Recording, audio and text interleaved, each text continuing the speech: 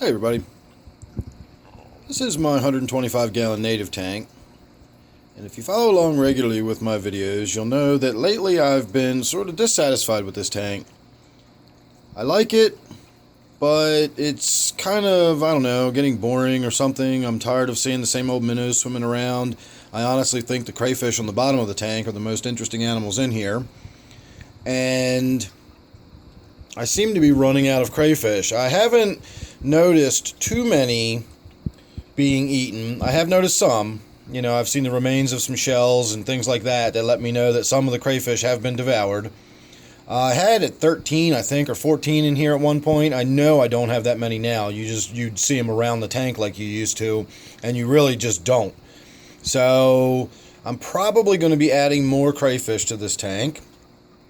That will bring some liveliness and some drama back to the tank. But I'm also thinking about making some changes to the fish themselves. Originally, I had planned on doing this tank as a fairly aggressive tank. I was going to have a small bass in it maybe, and some other predatory type fish. And as time went on, I wound up getting some green sunfish in there, and even just some common bluegills. And they wound up being pretty aggressive, and most of my viewers really preferred not having the aggressive fish in the tank over just having this nice little school of minnows and this little group of minnows. Of course, I do have these non-native fish in the tank. The tilapia you just saw there, the yellowfish, was chasing the Mayan cichlid, which is unusual. It's usually the other way around. The tilapia is getting pretty big, though, so maybe, enough's enough, and it's starting to fight back. That large dark fish you just saw dart through the middle there is the warmouth, which is getting really, really big, and pretty soon is probably going to be starting to gobble up some fish in this tank anyway.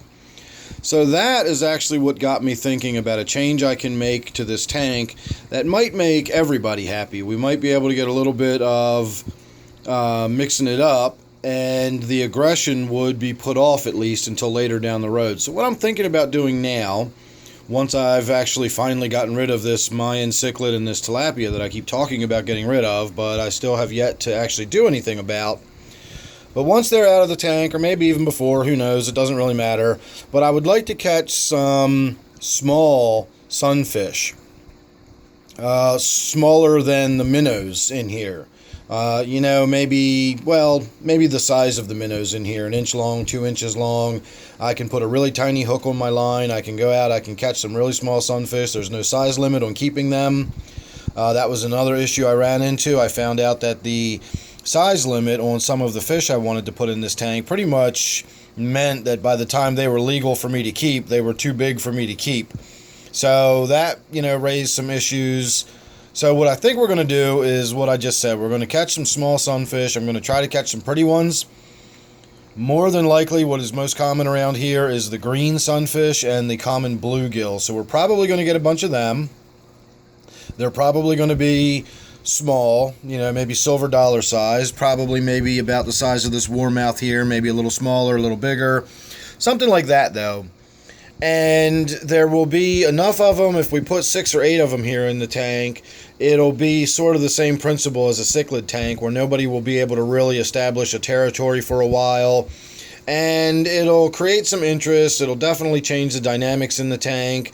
But I will say that as time goes on, the aggression will begin. The sunfish will start getting bigger. They'll start picking off territory. If there's any warmouth, you think they'd be warmouths, it's the size of their mouth. The green sunfish have enormous mouths and appetites to boot.